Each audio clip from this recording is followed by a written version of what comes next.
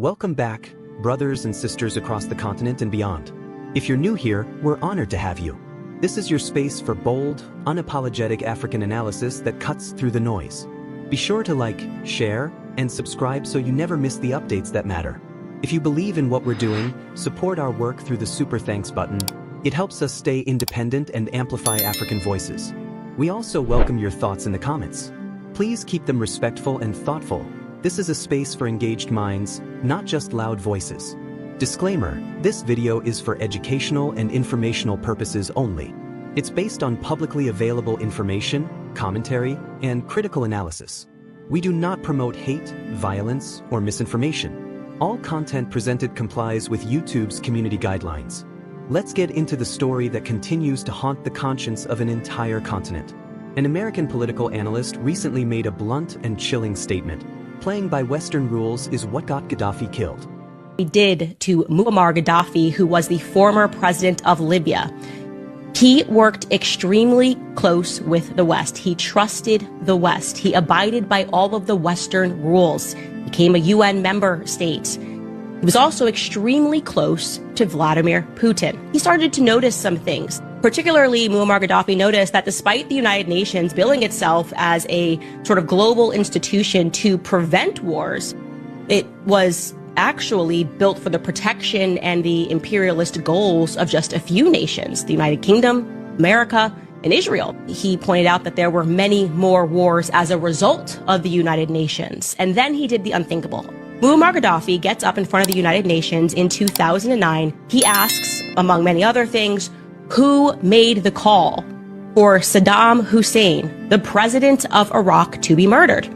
And in 2003, we invaded Iraq because 9/11 had happened 2 years prior. And without a single shred of evidence, our military-industrial complex said that they had reasons to believe that Iraq had weapons of mass destruction. Saudis committed 9/11, and yet here we were saying that we had to invade Iraq because of it.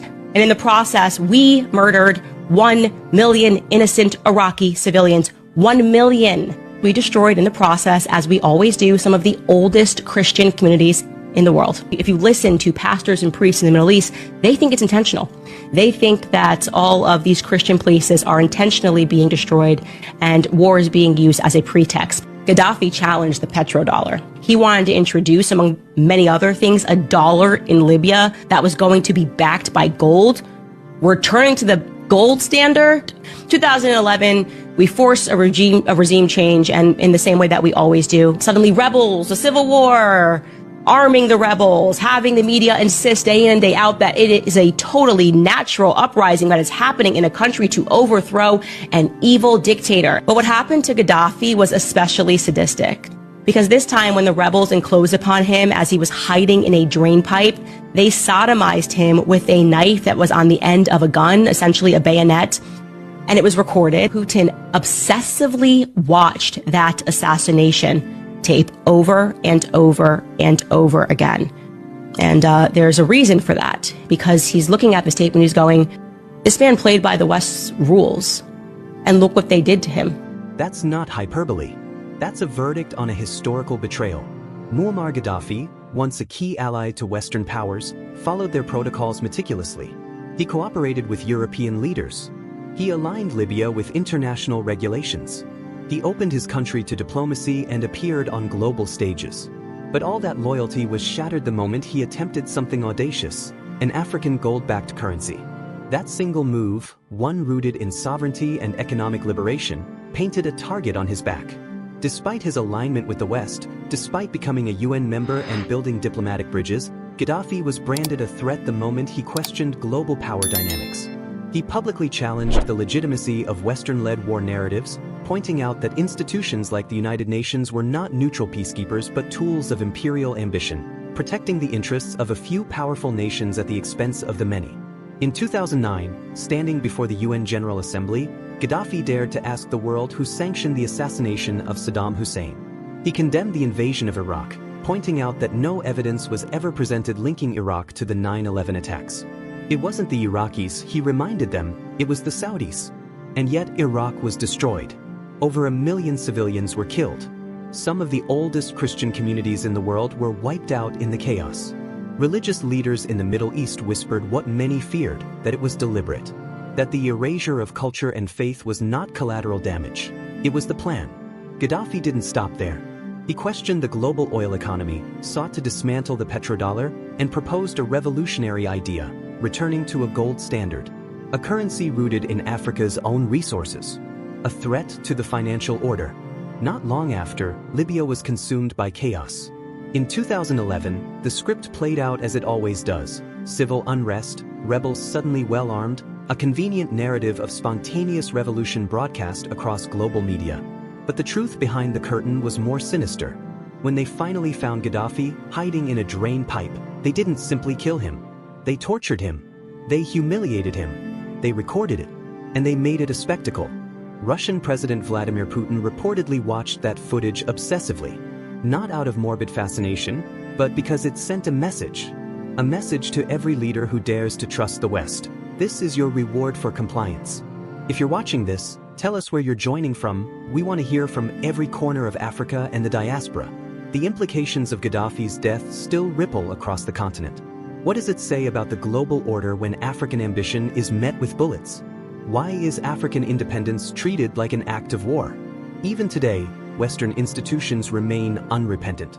A UN Special Rapporteur on Food Rights recently made a startling admission, one that was barely covered by mainstream outlets.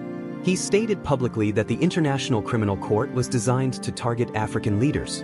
Let that sink in. Not just a case of bias or neglect, intentional design. He revealed that European leaders were caught off guard when the ICC issued an arrest warrant for Israeli Prime Minister Benjamin Netanyahu. They were confused.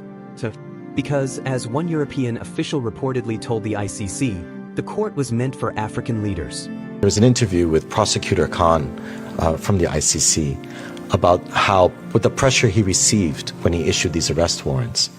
And what he said in this public interview is that many European political leaders were surprised because they said that the ICC was designed to go after African leaders. So then when European countries, being consistent in saying we're not going to honor and adhere to these arrest warrants, is a continuation of their racism. Not just hypocrisy, their racism. That is not just hypocrisy. That is racism institutionalized. Why are African presidents the only ones being dragged before international courts while war crimes committed by powerful nations go unpunished? Why are there no trials for the architects of invasions that kill millions, displace communities, and leave countries in ruin? Maybe it's time to ask the unthinkable. Should African nations withdraw from the ICC? Should we build our own continental justice system, one that reflects African values, not foreign agendas? While these global injustices dominate the headlines, a tragedy is unfolding at home, one that reveals a different kind of betrayal. In Nigeria, over 200 civilians were recently massacred in Benue state. The killers? Allegedly Fulani herdsmen, but this time the footage tells a deeper story. The attackers were armed, organized, and shielded by vehicles eerily similar to those used by the country's own security forces. In a country where livestock is given armed escort, but human lives are left unprotected, who can the people trust? Where was the federal response? Where were the leaders sworn to protect their own citizens? We cannot ignore these questions. And yet, the silence from Abuja has been deafening. A powerful video is now circulating across social media, an unfiltered call-out from a brave Nigerian woman who refuses to remain silent. Her words cut deep. She declares that Nigerians are not just motherless, but now officially fatherless. If 200 lives lost in Benue is not enough to move the presidency, what will it take? She speaks directly to the president, accusing him of prioritizing political defections over human lives. Hello, fellow citizens of Nigeria. So like this, the way this matter they go now, we are fatherless in this country. We have always known that we are motherless. But now, it's officially confirmed that we are fatherless. If not, 200 people buy for Benue. Presidency no year. Presidency no year. Hakim Murio Kwana. What you know they tell presidents? But if to say now, people where they come from PDP can't join APC, when I go down update Baba say, some people have decamped, they have come to join you the presidency. Tinubu, you are becoming a thief. Your Excellency, you want to rob us of democracy. It's like your plan is becoming obvious. You want to steal this country called Nigeria. If not, how possible is it that Pope in Rome is sympathizing with us? All over the news, there are killings in Benue, insecurity has taken siege of this country. And my president has refused to announce it. Sir, you want to steal this country from us, and we will not agree. Now that you have turned us to opposition, no problem. Shebi, when they were doing campaign, Amber, they say, someone who gets mental case on a campaign. My president self, now only. Simple. President too is only. You want to steal this country from us. Because now they are beginning to talk of you becoming a live president. It will not happen, no. Onishale, because you are such a heartless president. Fatherless man with a fatherless spirit. Wife, motherless. Father, fatherless. You people are just concerned about 2027 and how to win or rig or take election. Any of the above. We are doing projects that they are using to steal and siphon money. We are talking of insecurity. How can 200 people buy in a country and all they are posting on presidential page is Happy Father's Day? Happy Father's Day. At any time contract here, at any time congratulate a country from us.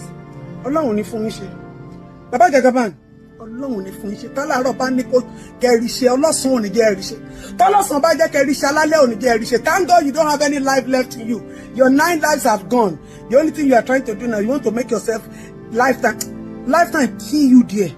Lifetime kill president there. Lifetime poor. Time life me. Thieves. You want to take this country that belongs to we, our inheritance, our motherland, our beloved country, our great Nigeria. You want to turn it into a one family state. We are not part of this one. We are definitely not part of this, and we will never be part of this. So braven up and get ready for the opposite. While Rome and the global church send messages of condolence, Nigeria's leadership posts Father's Day wishes, as if nothing happened. She warns that what is unfolding is not just negligence, it's an attempt to steal a nation, to erase a democracy, to silence the very people whose cries built this country. Her pain is our pain. Her outrage is the nation's mirror. And if this story moved you, even unsettled you, don't just watch in silence. Like this video, share it, subscribe, spread the truth that others want buried. And as we speak truth to power, we honor the work of activists like Very Dark Man, who traveled to the site of the massacre, documented the horror, and amplified the voices of victims long forgotten by the system. His courage is a reminder. Africa will never find peace until its people find the strength to speak, even when the world demands their silence. Let's press forward. What happened in Benue is not an isolated tragedy. It is part of a disturbing pattern, one that stretches from the deserts of Libya to the farmlands of Nigeria, from the courtrooms of The Hague to the backrooms of international diplomacy. A pattern where African lives are expendable, African leaders are disposable, and African resistance is criminalized. But perhaps the most alarming part of this pattern is not just the external aggression, it is the internal betrayal. In too many corners of this continent, those entrusted with power act more like agents of suppression than servants of the people. They protect positions, not populations. They defend political legacies, not human lives.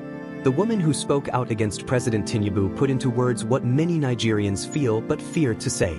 That the nation is drifting. That the silence from Aso Rock is not just negligence, it is complicity.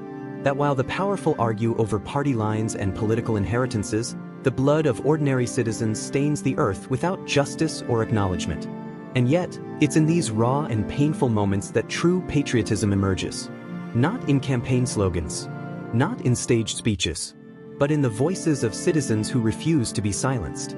In the activists who walk into danger to document the truth. In the elders who remember when Nigeria dreamed of something greater. In the youth who still dare to believe in that dream. The massacre in Benue, the ICC's selective justice, the ghost of Gaddafi, all of these are chapters in a larger story. A struggle for African dignity, African sovereignty, African power. And this is not a struggle we can afford to fight with blind trust in foreign systems. We must question every institution. We must scrutinize every alliance. We must write our own rules. Because if history has shown us anything, it is this. When African leaders attempt to uplift their people through real independence, they become threats. When African nations seek to control their resources, they are destabilized. When African voices grow too loud, they are silenced by bombs, by law, or by betrayal. But we are no longer in an era of quiet submission. The continent is awakening. From the dusty backroads of Makurdi to the high rises of Nairobi, from the coastal towns of Dakar to the townships of Soweto, the call is the same. We will not play by rules designed to destroy us. We will not mourn silently. And we will not ask for permission to live with dignity. If you've made it this far, you are part of this awakening. Subscribe and turn on notifications. Share this message with someone who needs to hear it. Drop a comment below. We want to know what justice looks like to you, wherever you are watching from. Let's build this dialogue together. Because until justice is African, peace will never be. And until leadership is accountable to the people, no title will hold legitimacy. Africa is watching. The world is watching. And the silence will not last forever. Let's keep going. The questions raised by this moment must not fade into the noise of the next headline. They must echo in the chambers of government, in the classrooms where our future leaders are being shaped, in the market stalls and buses where everyday people are quietly losing faith in a system that no longer sees them. Who armed the attackers in Benue? Who gave them cover? Who stood by while over 200 lives were extinguished like they were nothing? The footage tells a story. Vehicles resembling those used by Nigerian security forces, attackers operating with chilling precision, and a conspicuous absence of federal response. It suggests something darker than incompetence. It hints at protection, facilitation, or worse, participation.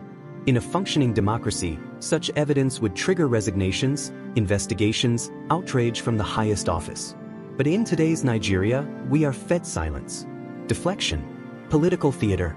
Ask yourself, how did we arrive at a point where the death of 200 citizens fails to move the commander-in-chief? Why is a government so quick to enforce loyalty, yet so slow to enforce justice? When an administration responds faster to political defections than to mass killings, what does that say about where its heart lies? And more importantly, where is the outrage? Not just from officials, but from us, the people. When will we stop waiting for permission to be angry? There is a kind of dignity that comes with collective grief. But there is power in collective memory. If we allow this moment to pass, if we allow Benue to become just another forgotten name on a long list of atrocities, then we hand our silence to those who benefit from our suffering. That is why we must speak, every one of us. Whether through a tweet, a video, a protest, or simply by refusing to look away. Because silence is not neutrality, it is consent. And we, the children of Africa, can no longer afford to consent to our own erasure. For decades, we've been told to trust the global institutions built for peace. We've been told to believe in international law, to uphold democracy as defined by others. But how long will we wait for justice from a system that was never designed with us in mind? When the International Criminal Court holds African leaders to account, but shields others behind bureaucracy and double standards, what kind of justice is that? When the UN preaches human rights, but its silence is louder than its condemnations, what kind of peace are we really preserving? It's time to ask, what would it mean to build African institutions that answer to African people? Courts that recognize our pain. Media that tells our stories without distortion. Economies that serve our people, not foreign banks. Leadership that remembers its purpose, to protect, not exploit. Gaddafi's fate was not just a political assassination, it was a warning. A reminder that playing by Western rules, no matter how obediently, does not guarantee protection. It guarantees vulnerability. He was not killed for defiance alone. He was killed for ambition. For daring to imagine a financially united Africa, immune to external manipulation. And yet, we call ourselves shocked when one of our own is targeted. We act surprised when independence is punished. But the evidence is everywhere. African sovereignty, when truly pursued, is always met with resistance. So what will we do? Will we continue to trust institutions that see us as pawns in their geopolitical games? Or will we begin the long, hard process of building our own? Let that question sit with you. And if you haven't already, pause and subscribe, not just because it helps us grow, but because it shows that you're invested in narratives that center Africa's truth. Share this video not for the views, but for the conversations it can spark. Talk to your family, your community, your leaders. Demand more.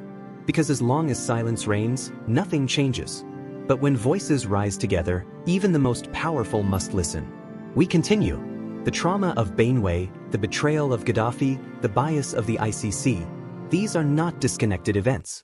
They form a continuum, a roadmap of how African lives, African dreams, and African power are constantly undermined, either from outside or from within. What we are witnessing is not chaos. It is a system working exactly as it was designed. A system where African tragedies generate little more than temporary outrage. Where accountability is a distant dream. Where international applause is reserved for compliant leaders who offer their people's futures in exchange for a seat at someone else's table. But history has a way of remembering the truth, even when the headlines don't. And the truth is this: Africa is not weak. Africa is not poor. Africa is not broken. But Africa is being held hostage by those who fear what a truly liberated continent might become. So when a Nigerian woman stands before a camera and declares that the nation is fatherless, she is not just speaking of a failed administration, she is speaking of a deep abandonment. A wound that spans generations. A silence that stretches from colonial governors to modern presidents. A silence that tells African people that their grief is too inconvenient, too expensive, too complicated to address. And yet she speaks. She speaks, not because it is safe, but because it is necessary. Her words cut like truth always does. Her pain is not for performance, it is a mirror reflecting a government that has forgotten how to feel. A president who, in the face of a massacre, finds comfort in celebration posts. A state where silence is policy. And the people are watching. Not just in Nigeria, but across Africa. Because whether it's Benue today or Bia tomorrow, Mogadishu, Goma, or Khartoum, our struggles are shared. And so must our response be. Africa must stop reacting. We must start preparing. We must prepare to govern ourselves by standards that respect our people. We must prepare to prosecute crimes in courts that understand our context. We must prepare to protect our lands not with borrowed power, but with unity rooted in purpose. And this preparation begins with storytelling, with reclaiming the narrative. It begins by refusing to let the world forget Benue. It begins by remembering that Gaddafi's vision for African self-reliance was not madness, it was foresight.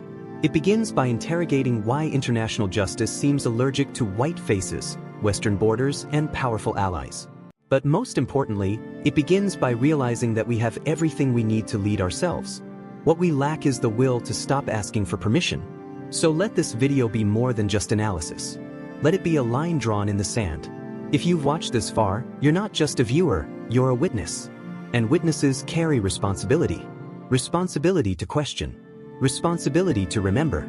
Responsibility to act. Drop your comment below. What do you believe true African justice looks like? What does accountability mean in your country? Where are the cracks in your system that need light? We are not just here to inform. We are here to awaken. And as long as there is breath in those who dare to speak, Africa's silence will never be permanent. There's a reason why the world recoils when African nations speak with one voice. Unity has always been our greatest threat to the status quo. Because when Africa is united, politically, economically, ideologically, no foreign power can dictate our terms. And those who benefit from our division know it. This is why leaders like Gaddafi were not just killed, they were dismantled. Not only their lives, but their legacies. His idea of a gold-backed currency wasn't just economic theory, it was a declaration of freedom, a rejection of dependency, a plan to lift Africa out of the financial stranglehold of former colonizers and monetary systems designed to keep us subservient. Ask yourself, why is financial independence such a threat? Why is an African leader proposing a continental bank or a unified currency labeled dangerous, while Western interventions that destroy nations are described as liberating? The answer is clear. Africa's rise is incompatible with Western control. And now, the ICC's double standard has made this even more obvious. When its own officials admit that the court was designed to go after African leaders, we are no longer dealing with conspiracy, we are dealing with confession. The same leaders who destroyed Libya, bombed Iraq, turned Syria into a battleground. They roam free. They give speeches. They write books.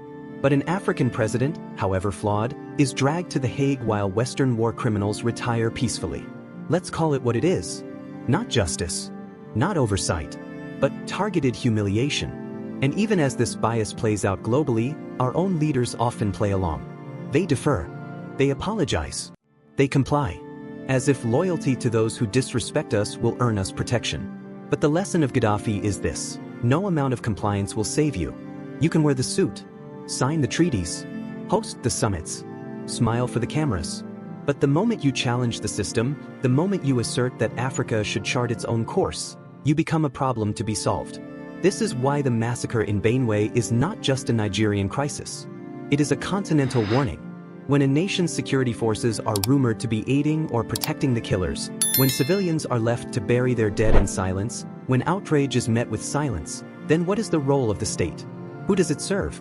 And when a sitting president refuses to speak, refuses to visit, refuses to mourn, what kind of leadership is that? What message does it send to the grieving, to the frightened, to the people hanging by a thread of hope? Is the presidency a place of power or a shelter from responsibility? The woman who raised her voice against that silence was not simply angry, she was heartbroken. And through her pain, she reminded us all, a leader who cannot acknowledge the suffering of his people has forfeited the moral right to lead them. So where do we go from here? We organize. We educate. We resist. Not with violence, but with vision. Not with despair, but with determination. We push for African courts to handle African issues. We demand that our governments invest in security that protects people, not just pipelines and politicians. We tell our stories so loudly that no institution can ignore them. And we stand with every voice, like the woman who cried out, like the activist who walked into Benue, not because they are perfect, but because they are present. Because while power hides in palaces and parliaments, truth lives in the streets. In the voices of those who refuse to forget. In the eyes of those who bury their dead and still choose to fight for a better future. If you feel that fire, don't let it go out. Share this message. Hit the like button if you believe Africa deserves more than silence. Subscribe and join a growing movement of people who are done waiting for justice. They're building it. This is where we must pause, not because the story is over, but because we have reached the part where you become part of it. The tragedy in Benue, the silence from leadership, the dismantling of African sovereignty. These are not just stories to be consumed, they are calls. Warnings. Cries from the deep belly of a continent that has bled for too long in silence. And yet, in the middle of all this darkness, something is stirring. Voices are rising. Truth is pushing through. And people like you are no longer content to watch from the sidelines. If you felt even a flicker of fire in your chest while watching this, don't ignore it. That fire is the spirit of a continent refusing to die quietly. It is the voice of our ancestors who endured chains so we could speak freely. It is the echo of every silenced activist, every fallen villager, every child who never made it home. And now, it is your turn to speak. Support this movement. This platform is more than a channel, it is a battlefield of ideas. It is our megaphone in a world that often turns its back. Click subscribe if you believe in an Africa that belongs to its people. Tap that like button so this message breaks through the algorithm that buries our truth. Leave a super thanks to help us stay independent and unfiltered. And share this video with your family, your community, your network. Let it travel. We don't have billion-dollar media empires. But we have each other. We have stories. We have the truth. And when we lift our voices together, they will hear us. Whether they like it or not. Africa's future is not a promise, it's a decision. And that decision begins with what you do next. Choose to be part of the change. Choose to stand. Choose to fight, not with weapons, but with truth. We are not just survivors of history. We are its authors now.